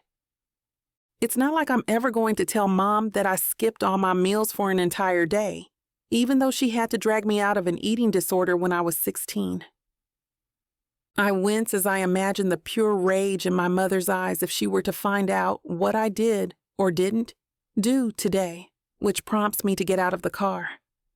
My skin tingles as I walk into the apartment, which is quiet, the lights dim. I can smell traces of Hunter's cologne lingering lightly on the air. As I walk up the stairs, past our offices, I also smell traces of my own perfume, intertwined with his familiar scent. My heart thuds in my chest, and hot tears spring painfully to my eyes, and I hurry up the stairs to get to my part of the house. At this point, Hunter has relegated a bedroom, bathroom, and a workroom for my use, along with the smaller office next to his on the ground floor. When I first came here, I couldn't see myself living here for long, no matter how luxurious this place was. I even missed my small apartment for a couple of weeks. Now I can't imagine living anywhere else. And it is definitely not because I have gotten used to the luxury and wealth that Hunter has provided. I dump my bags in the workroom and then walk to the bathroom where I open the shower taps and pull off my clothes. I wore a wig today, and I sigh with relief when I pull it off because the wig cap was incredibly tight. Then, before I step into the shower, I undo the cornrows that I plaited this morning and apply a conditioning treatment before I pull on a shower cap. After I dry off, I wash my hair in the sink and then head for the kitchen. I know that at this point, Hunter must be at home. He has been coming home later and later every day, but even 8 at night is too late for him to stay out. Ever since we got married anyway. It wouldn't do to be seen outside this late without me, I think, almost bitterly to myself. I am wearing a flannel pajama set and fuzzy slippers, and my hair is puffy as it air dries, and I know I don't look my best. At least, I know that I am not trying to look good for Hunter. You should never have tried to look good for him. This was always business. This was always about the money. You need to remember that. You caught feelings, and now you're screwed. You deserve to feel this way. He is in the kitchen. My body is painfully tense. Hunter turns when he hears me walking in. He looks me up and down. His eyes are heavy, bloodshot, and there are purple rings around them, as if he isn't sleeping either. Hi. The word comes out in a squeak. Hi. It's been a while since I've seen you. You going to eat? He jumps up and heads to the fridge, and our arms brush. Electricity sparking through the air between us. I'm good. I'm just going to heat something that I froze a few weeks ago, I tell him. Hunter's shoulders fall, and he is about to speak when I turn and walk briskly out of the kitchen. I think back to the last week. I have done my best to avoid him every day. But it is like he waits for me at the end of each day, just to talk to me. I've spent the last few nights of this week not eating dinner, just so that he doesn't force me to sit down with him. After my hair is dry and still puffy, I moisturize it with curl cream and then twist it into a loose bun away from my face. My rings as I am pulling on the silk bonnet which Hunter had made for me. It is Aisha, and her face looms at me from the screen when I accept her call. Hey girl, I haven't heard from you in a hot minute. Where the hell have you been? Hey. My voice is flat. Aisha's eyebrows rise and her lips press into a thin line before she sighs. Baby, tell me what's wrong. Her voice is soft. Through tears, I tell her everything that has happened with Hunter. And, I say as I finish off speaking, I think I'm falling in love with him. Aisha is quiet for so long that I check to see if our connection has failed. You need to tell him how you feel. This isn't something simple anymore. You need to tell him how you feel. Maybe, is all I say. I wake up early. I groan as I reach to switch on the bedside lamp. My call with Aisha and her advice resounds around my head as soon as I can think clearly. I push it all out of my head as I check my phone. There is a message from Madeline Grace asking me to plan a ladies' dinner for a local Black fashion designer who has just come back from unveiling her designs in Milan. The dinner needs to happen tonight. I immediately accept and jump out of bed. Hunter is gone by the time I am dressed, made up, and my hair is done. I make myself a hearty breakfast and eat properly for the first time in a week, all while I send messages to vendors and make bookings for my new client, who has already emailed me. Hopefully, this is my way out. I mutter to myself. Hopefully, I can prove to the world that I don't need Hunter's money or influence to get by. Hopefully, this is my big break, and I can get out of this with my ego and pride intact. I grab my bags and run to my car, coffee in hand, and I finally feel optimistic about something. There is an hour left until the dinner starts, and the venue, a rooftop bar, looks lush and glamorous. I head to the room off to the right of the bar, where Anaya, the designer, is changing. "You did such an amazing job," she gushes, and I have to swallow back happy tears as she pulls me into a grateful hug. "Thank you," I tell her earnestly. I am just happy that I got the opportunity to do this.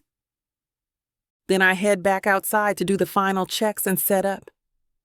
Women from all over the world start to filter onto the rooftop as the hour passes. I hand them each a glass of candy floss-topped champagne as they enter. I feel a hand on my elbow, and I turn, expecting to see Hunter, but it is just the DJ, asking if he can start his set. My heart thunders in my chest for the rest of the night.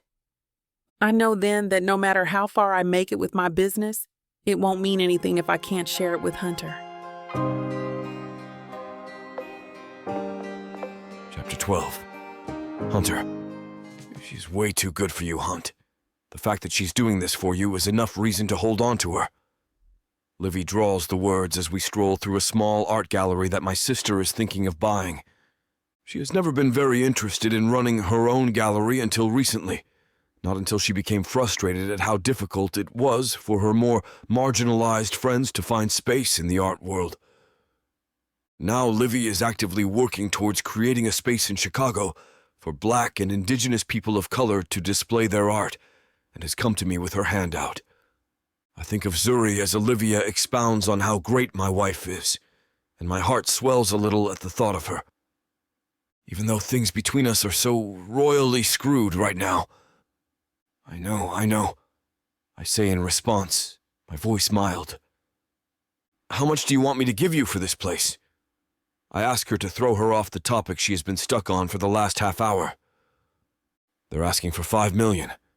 They're going to repaint and retile first, too. Now tell me when you guys are going to have kids. I'm itching to be an auntie. I arrive home late.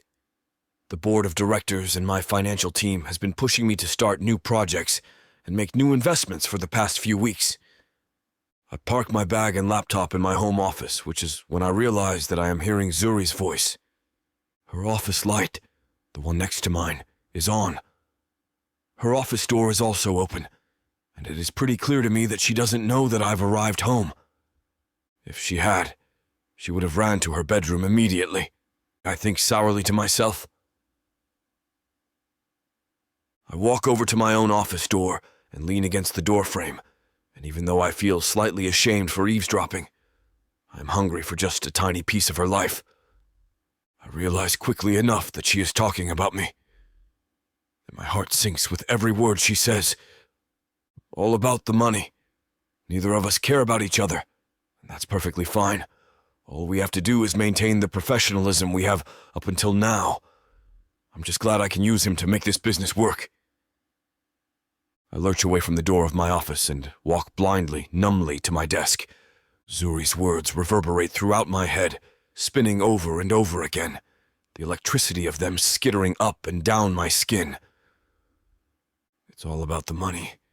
Neither of us care about each other. I swallow convulsively, my throat dry, as everything I was hoping for vanishes from my life in an instant. You're an idiot for thinking she'd fall for you, the way you have fallen for her. She's out of your league, completely out of your league. And anyway, you just heard her say that she's just with you for the money and what you can do for her. And there's nothing wrong with that. I mumble to myself as I get up quietly from my desk and slip out of my office door, hearing upstairs. This is what you both signed up for, I say to myself, and she has every right to use you, the way you're supposed to be using her. I wake up early, angrily, and I barely take the time to pour myself a coffee before I leave the apartment. Zuri's scent, a light blend of vanilla, coconut, and sandalwood, floats on the air around me, and I push my rising feelings away as I head to the garage. I blast the radio as soon as I pull out onto the street, the music blaring for the first time in months as I swing the car onto the highway and merge with traffic. "Hunter, what the hell is wrong with you?" Emily says as I bang open the door to her office. "Sorry," I mutter. "Let the board know I'll be moving forward with Project Alpha. I'll sign the investment documents as soon as they send them over." "I thought you were trying to cut down on your hours," Emily says nonchalantly, her voice devoid of emotion. I shrug wordlessly at her. I swallow a yawn. I couldn't sleep last night. I don't think I'll ever be able to sleep again. Not after what I heard Zuri saying. It's going to be 80 hours a week for the first 6 months at least. Well, seeing as it's going to potentially make us $100 million this year, I don't really have a choice. What is this about? You found Zuri. You don't need to do this to prove yourself to the board any longer. I know you have my best interests at heart, Em, but please stay out of my damn business. I snap at her. Emily isn't wrong. I made the executive decision at 4 this morning to cut her off as soon as possible and screw my grandfather's will. It may be the dumbest decision I ever make, but I'm going to prove that I do not need Zuri to inherit this company. Somehow or other, I will show the board and my family that I am good enough to lead this company. I'll have the club salad, please. Extra mozzarella, extra olive oil, extra garlic, Olivia says confidently, as we sit in Vanelli's. I didn't want to come here for lunch. We could have gone anywhere else, but Olivia insisted. I don't feel comfortable here. Not now that I associate it with Zuri. "What the hell is wrong with you?" Olivia snaps at me, her voice demanding and loud. I look up at her, slightly dazed, so lost in my thoughts about Zuri that I can't even focus properly. "Nothing," I mumble, shrugging. "Don't lie to me, Hunt. You've been acting like the dog stole your breakfast all day. Is it Zuri?" "No." "Oh, please. You've been in love with her since the minute you saw her. I know it, and you know it. You need to get over whatever it is that's holding you back from her. You don't know what you're talking about." "Of course I do. I know you better than anyone in this world. You have feelings for her." "I don't." My voice is cold, clipped, emotionless. It's all about the money. "You're a filthy liar. I can see right through you." "Whatever, Liv," I say, and push my chair back from the table and stand up. Walking away from my sister has never been more difficult, but I do it anyway. Project Alpha has been rubber-stamped, and the board is expecting results as soon as humanly possible. When I look up at my digital clock, I see that the clock has just struck 2 in the morning, and I don't think I'll be going to be anytime soon. Project Alpha is insanely complicated, but I know I can do it. This is what I was trained to do.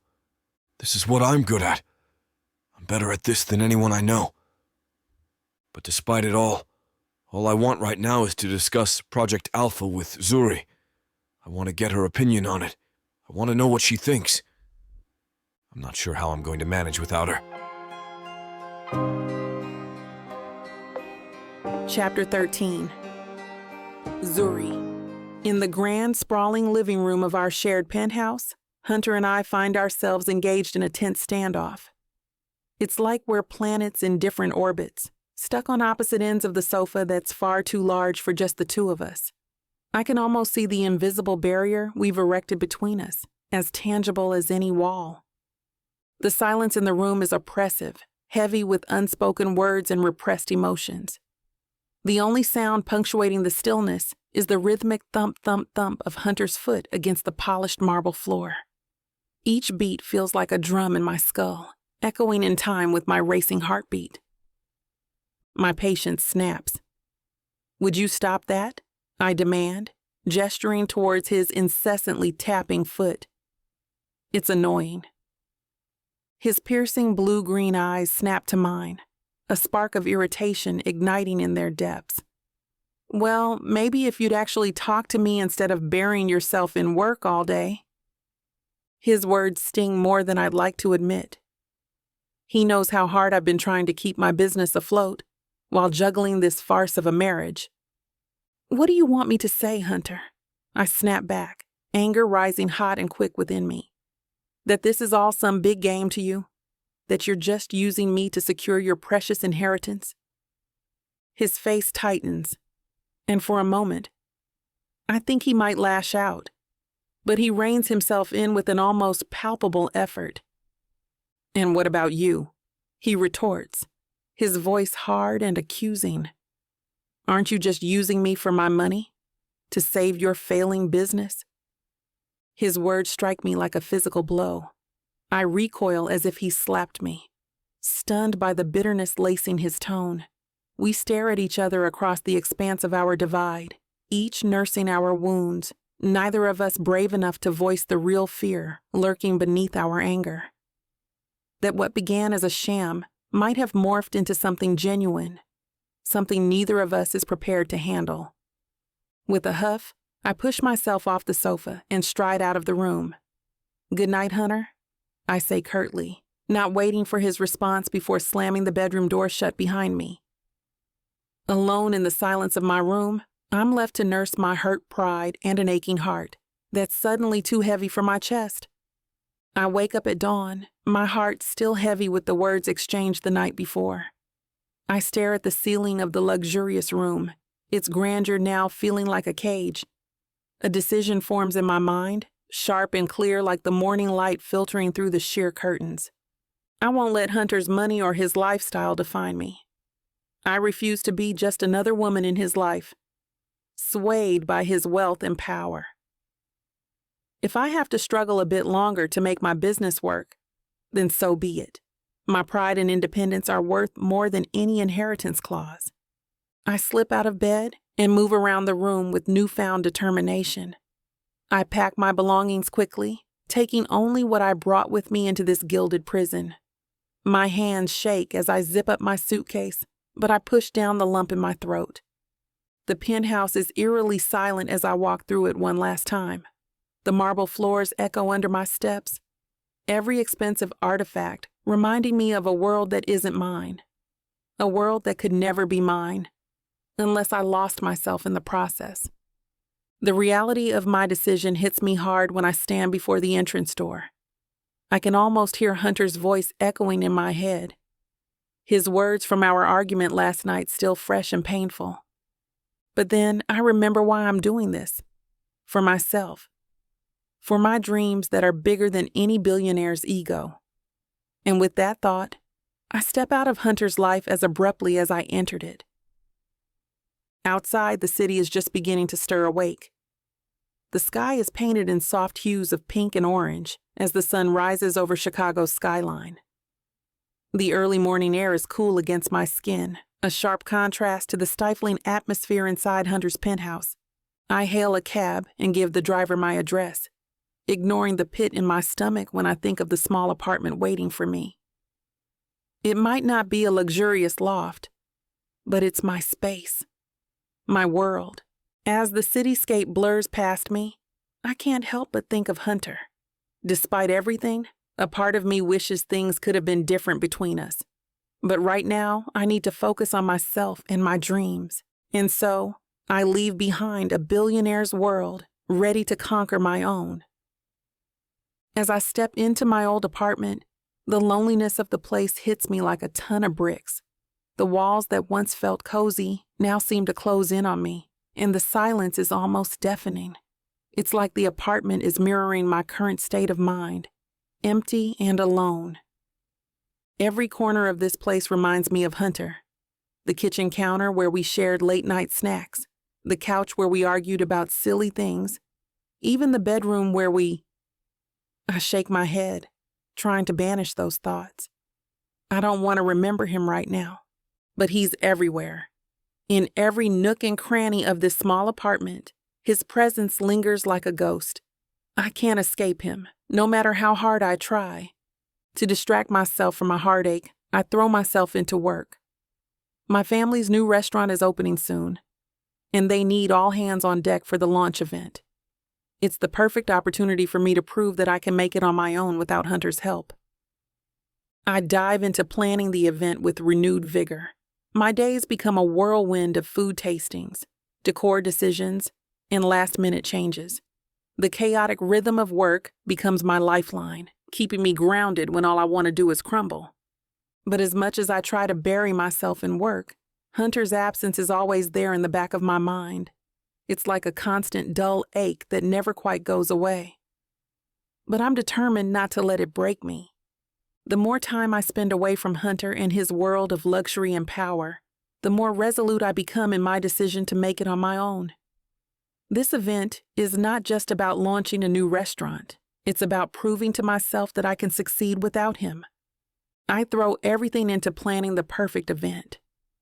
From finalizing the menu to arranging the seating chart, I handle every detail with meticulous care. And as the big day approaches, I can't help but feel a sense of accomplishment. I've done this all on my own, without Hunter's influence or his money. Despite the ache in my heart, I can't deny the spark of pride that lights up within me. This is my achievement, my victory. And no matter what happens next, Hunter can't take that away from me. This is it, baby. This is what you can get me that'll make me happy. You know I'll get you whatever you want. All you need to do is ask me and I'll give it to you. This ain't just it. This is everything I could ever want. Now I'm curious. What does a strong, sassy woman like yourself want so badly? Baby, you know what I want? I can't wait to hear. The Big Baddie Bundle from Tyla Walker. It has everything I need. 20 ebooks with over 1 million words of sassy romance and spice that'll keep you on your toes. 10 audiobooks containing over 60 hours of that seductive voice telling me naughty things all night long. You don't need an audiobook for that, baby. Right here. You may be fine and all, but no one tells it like the way Miss Tyla does. And I need her in my life. The Big Baddie Bundle is everything you need. You can get it for 80% off. Go to TylaWalker.com to browse the bundles that earn you the best deals. It's time you treat yourself. Because you deserve it. Escape your life with Miss Tyla.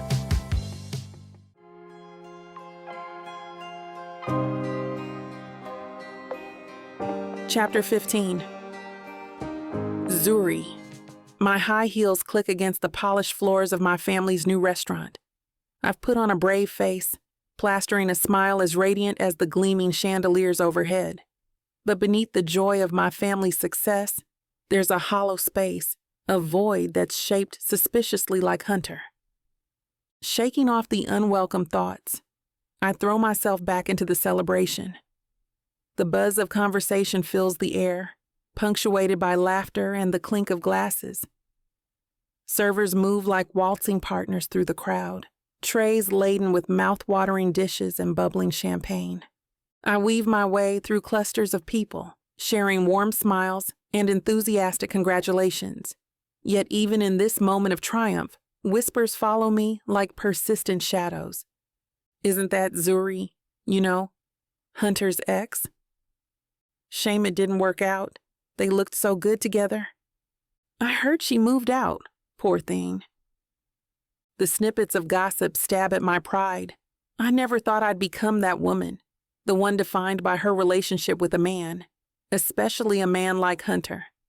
But no matter how much I tell myself that it was all an act, a ruse for the public eye, I can't shake off the nagging feeling that somewhere along the line, the lines between pretense and reality blurred. That in some messed up way, I had become Hunter's wife, not just in name, but in spirit. And now Now I'm just Zuri again. But not the Zuri who walked into that fake marriage contract with her head held high and her eyes wide open. No, this Zuri feels different, raw and slightly lost. With a deep breath, I push those thoughts to the back of my mind. This is neither the time nor place for such reflections. For now, I have a job to do, a restaurant full of guests to entertain and a family to support. Zuri! My father's voice rings out across the room, drawing my attention. I plaster on my brightest smile and turn to face him, leaving my thoughts of Hunter tucked away in the corner of my mind. My heart pounds in my chest as I step up to the microphone, glancing out at the sea of expectant faces. A sense of unease coils in my stomach, but I push it aside. I clear my throat, preparing to speak. Ladies and gentlemen, I begin, trying to keep my voice steady. Thank you for being here tonight to celebrate. But my words trail off as the door swings open with a soft thud. The entire room seems to freeze as Hunter strides in. His tailored suit hugs his muscular frame, the deep navy hue a stark contrast against his tanned skin. His dark hair is styled in its usual purposeful mess, and those piercing blue-green eyes carry a fierce determination that's impossible to ignore. Hunter doesn't falter as he walks towards me. His steps are firm and sure, each one echoing loudly in the hushed room. The conversations that filled the air moments ago have ceased, replaced by a palpable tension. When he reaches the front, he turns to face me, his gaze locked onto mine. The intensity of his stare sends shivers racing down my spine, leaving me frozen on the spot. Zuri, he begins, his deep voice resonating through the silence. There's an unfamiliar edge to it that makes my breath hitch. The room is eerily quiet as everyone waits for him to continue. I can feel dozens of curious eyes on us, their gazes heavy with anticipation. I can't keep this to myself any longer. His words hang in the air like an unfinished sentence, each syllable heavy with an emotion I can't quite decipher. I love you. He declares it so simply, so earnestly, that for a moment all I can do is stare at him in shock. His gaze never wavers from mine as he lets his declaration settle over the room. The impact of his words hit me like a freight train, knocking the air from my lungs. My heart pounds a frenzied rhythm against my ribcage as I try to comprehend what just happened. The world around us seems to fall away, leaving only me and Hunter in this bubble of raw honesty. His confession changes everything in an instant, turning our world upside down in the most unexpected way. I open my mouth to respond, but the words are stuck, tangled in the whirlwind of emotions crashing through me. My mind races, trying to catch up with the sudden shift in reality. Hunter, the man who always seemed untouchable, is standing here, baring his soul to me in front of everyone. It's as if time has slowed, giving me a moment to truly grasp the magnitude of his admission. Finally, I find my voice, though it's barely more than a whisper. Hunter, I pause, taking a deep breath to steady myself. I don't know what to say.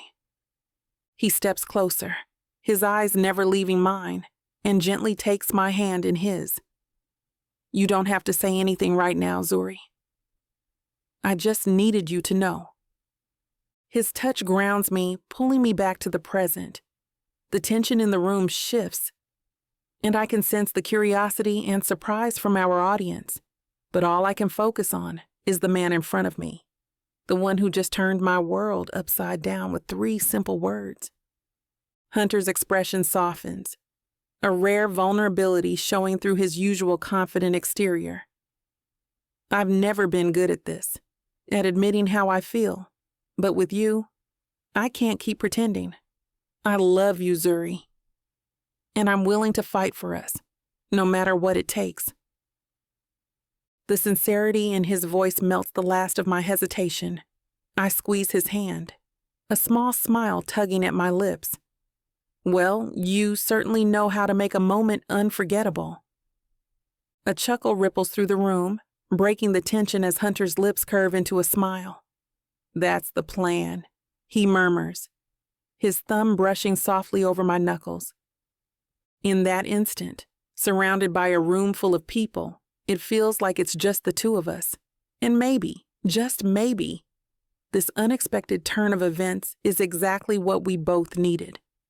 Whispers rise like a soft tide around us, a distant hum against the pounding in my ears. Hunter steps closer, his presence so familiar, yet so different now. His hand, warm and steady, keeps hold on mine. His grip is firm yet gentle, a silent promise in the midst of chaos. He guides me away from the prying eyes and murmurs that seem to cling to our every move. We weave through the crowd, his broad frame shielding me from the curious gazes. I feel like I'm in a dream as we slip out into the cool Chicago night, the city's bright lights casting long shadows around us. The sudden chill brings me back to reality. It nips at my bare arms and sends shivers down my spine. But Hunter's warmth is a comforting anchor by my side. We stop beneath a string of twinkling fairy lights, their soft glow casting an intimate halo around us. He turns to face me then, his blue-green eyes piercing through the darkness. There's an intensity in his gaze that I've never seen before. It's raw and unguarded, bearing his soul in a way that leaves me breathless. "Zuri," he starts, his voice a low rumble that resonates with every beat of my heart. "Let's tear up our contract." His words hit me like a bolt of lightning. My breath hitches as I stare at him, stunned by his declaration. "Forget all this pretense," he continues, his tone earnest as he steps closer.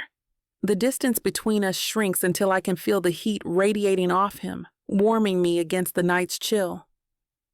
"I want a real chance with you. No more games." His confession hangs heavy in the air between us, each word laden with sincerity and hope. A tidal wave of emotions threatens to pull me under: shock, confusion, and a hint of something else. Something that feels suspiciously like joy. My heart pounds a frantic rhythm against my ribs, matching the tempo of the thoughts racing through my mind. But amid the whirlwind, one thing remains crystal clear. Hunter is offering me his heart. The ball is now in my court. It's up to me to decide whether I can, whether I dare accept it.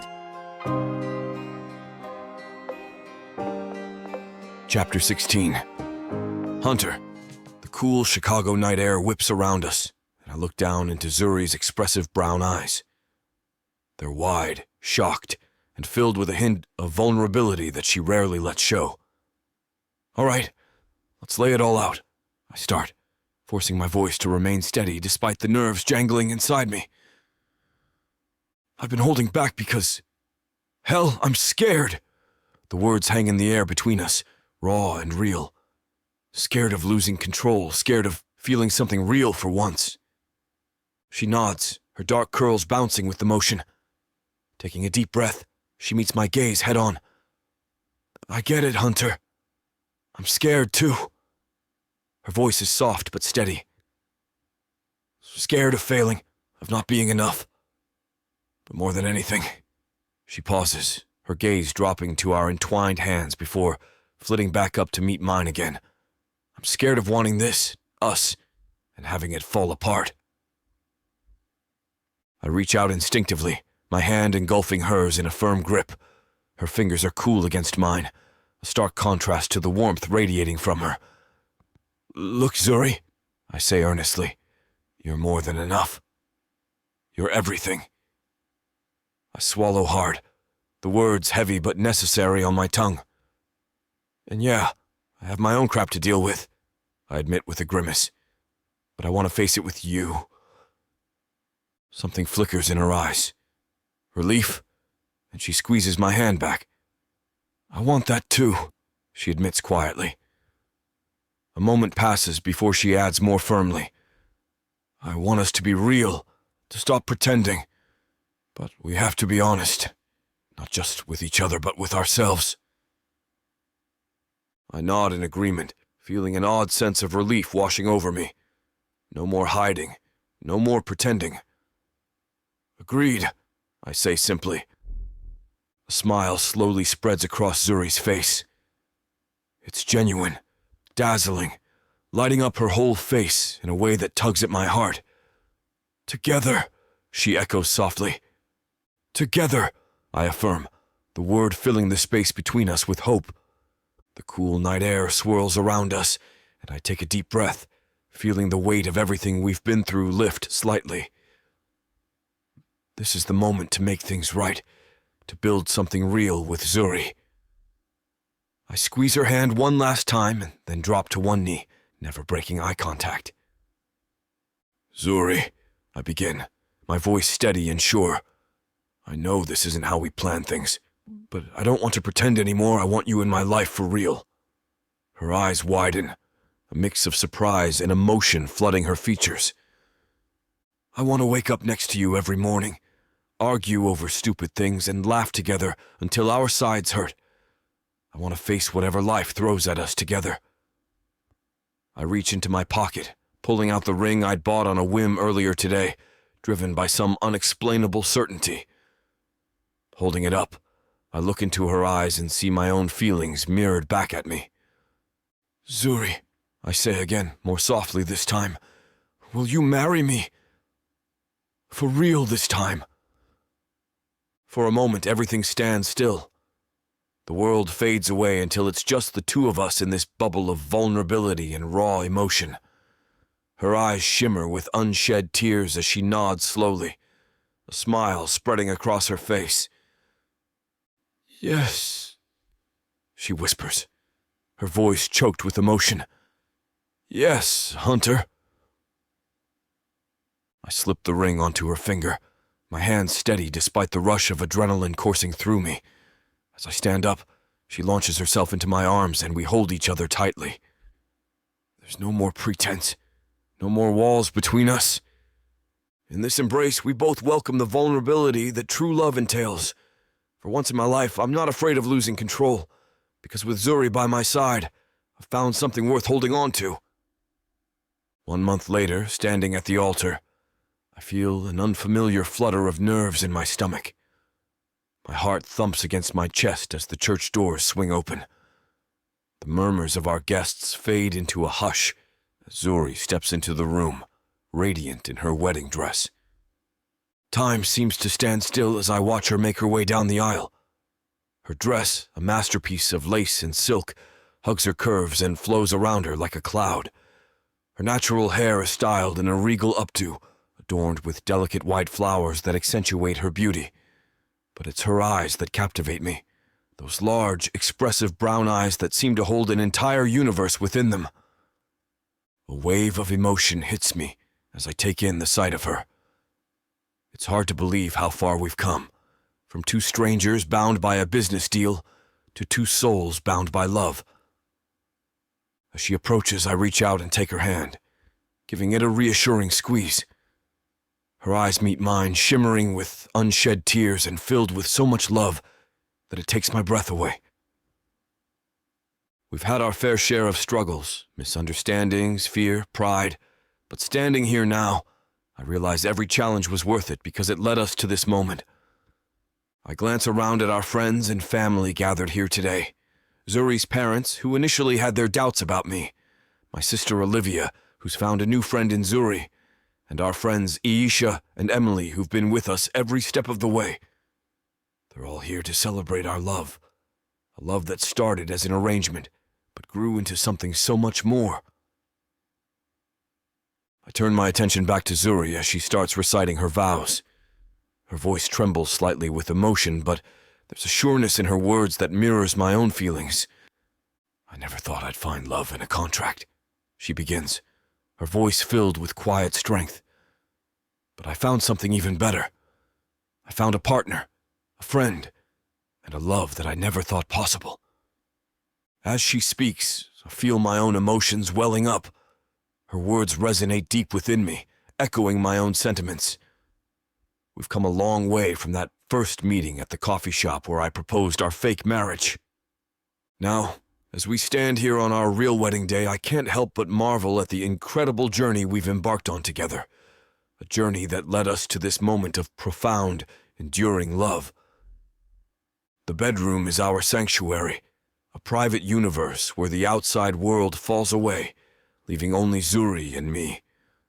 The soft glow of the bedside lamp casts a warm light, illuminating her features and turning her dark brown skin into a canvas of velvet shadows and golden highlights.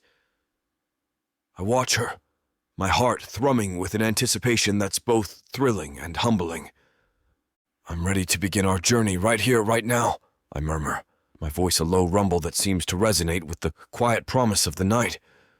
Her eyes, large and expressive, lock onto mine, and I see the reflection of my own desire mirrored in their depths. "Here and now," she echoes, her voice steady but filled with a tremor of excitement that matches my own. Our connection ignites, a spark that has been simmering beneath the surface, now bursting into a flame that consumes us both. We surrender to the magnetic pull, our bodies drawing together as if by their own volition. Our hands explore familiar territory, yet each touch feels new, imbued with the solemnity of our vows. We undress each other slowly, a deliberate unwrapping of our wedding attire. The fabric slides away, revealing the landscape of our love, her curves, my strength, our vulnerabilities on full display. My hands trace the contours of her body, a cartographer charting the topography of her desire. Our union is a symphony of passion, a tapestry woven from the threads of our shared experiences. Each kiss is a note in our intimate melody, a crescendo building between us. I am consumed by her, the scent of her skin, the taste of her lips, the soft sounds of her pleasure. Each sense is heightened, attuned to the essence of Zuri. We move together, a dance choreographed by instinct and affection. I guide her, my hands firm but gentle as she matches my rhythm, her body undulating beneath me. The world outside our room ceases to exist, its demands and expectations silenced by the sanctity of our joining. Our lovemaking is a testament to our bond, a celebration of the trust and vulnerability we've nurtured. We revel in the give and take, the exquisite friction that ignites a warmth that radiates from the core of our beings. Each moment is savored, each sensation lingered upon, ensuring that the act of our love is etched into the very fabric of our memories. "You are my heart," I whisper, my voice raw with emotion. "My soul." She answers me with a smile that eclipses the brilliance of the stars, her gaze shimmering with unshed tears. "And you are mine," she affirms, her promise tying us together with a strength that surpasses any oath taken before the divine and our cherished community. This night is not just a fleeting encounter but a cornerstone of our shared history, a chapter that will be remembered for its raw beauty and profound connection. We are no longer two individuals bound by a contract. We are two souls fused together by love, respect, and an unwavering commitment to one another. As the night deepens, our bodies entwined and our hearts beating as one, I realize that this is what I've been searching for all along. A partner, a confidant, a lover who challenges and completes me in equal measure. With Zuri, I am more than the sum of my parts. I am whole. Our journey is just beginning, and as I hold her close, I know that no matter what challenges lie ahead, we will face them together. For with Zuri by my side, I am ready to conquer the world, our world built on the foundation of love, passion, and a promise to cherish every moment we're given.